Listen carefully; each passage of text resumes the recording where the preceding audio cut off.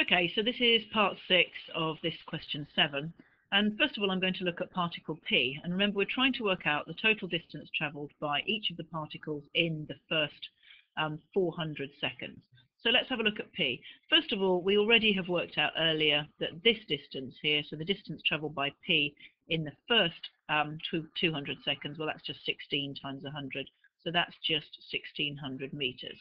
And what we're trying to work out, so that's for this part, what we're trying to work out now, I've just added this extra line here, is the distance travelled by P in the next 200 seconds. Now, if we look at this part of the graph, we can see that the gradient is constant. And in fact, the gradient, if we look at it, from 16 up to 25, this part here is actually 9. Let's just draw that on there. And across the bottom from here to here is 300. And basically by similar triangles, if I now look at, this smaller triangle, in other words, the one I'm looking at, this triangle here, where the time is only 200, I'm going to try and work out x, so in other words, what this is here, and I can see that just by similar triangles, x over 200 must be exactly the same as 9 over 300, because the gradient there is constant. So x, in other words, must be 9 times 200 divided by 300. So if we just cancel the zeros there, that's 18 over 3. So x must be 6. So the distance from just this little bit here must be 6. What we now need to do is work out the area of this trapezium. So if I just draw it again, so I'll just draw that trapezium again. Here we go. Okay, the height from here to here now is actually 16 plus 6, which is 22. The height from here to here is 16. From here to here we know is from 200 to 400, so that's 200. So the area of this trapezium, so I'm just going to use the formula for the area of a trapezium, is add the parallel sides, so 16 plus 22, divide that by 2, multiply by the perpendicular distance between, that's the 200. Well, 16, well, in fact, I can see the 2 and the 200 are going to cancel. 16 plus 22 is 38, so it becomes 38 times 100, because I'm just cancelling there with that to make that 100. So 38 times 100, so that's 3,800 meters.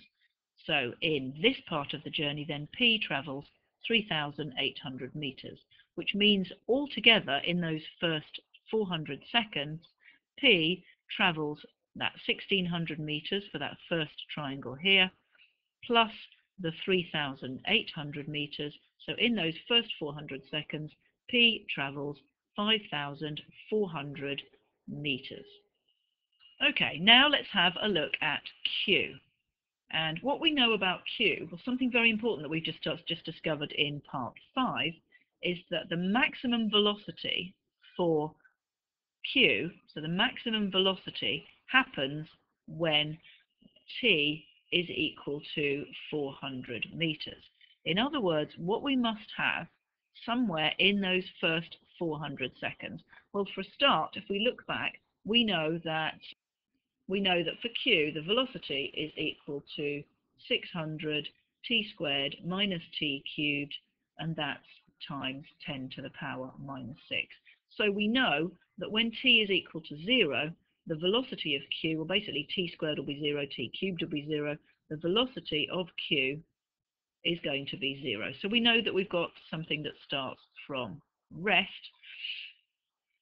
And the maximum velocity for Q occurs when t is 400. So we've got a graph. It doesn't really matter what shape it is, but the maximum velocity happens there. The velocity is then going to decrease. So it's important to realize that the displacement of, because the velocity isn't negative anywhere between 0 and 400 seconds, it means that the displacement is going to be always in a positive direction. Q does not change direction, so the displacement, all we actually need to do is here find the area under the graph.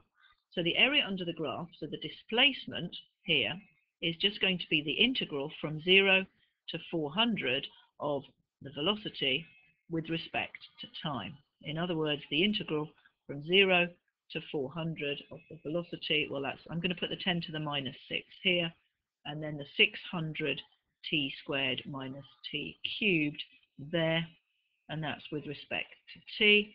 If I now integrate, let's keep the 10 to the minus 6 out there.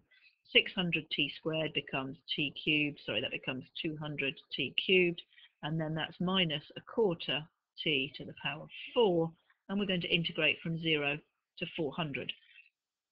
I could also just work out what this expression is and just put in 400. Okay, if I keep on going, then that becomes 10 to the minus 6, and then we're going to do 200 multiplied by 400 cubed minus 400 to the power 4 divided by 4. So that's just substituting in the 400.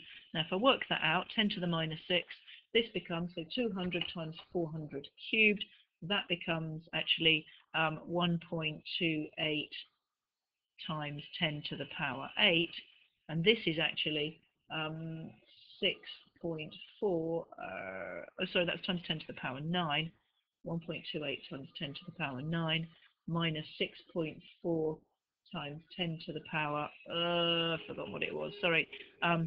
Anyway, it becomes out as, you can just do it on your calculator, 10 to the minus 6, all of this comes out as 6.4 times 10 to the power 9, use your calculator, it's easier, and that comes out then as 6.4 times 10 to the power 3, and that's the same as 6,400 meters.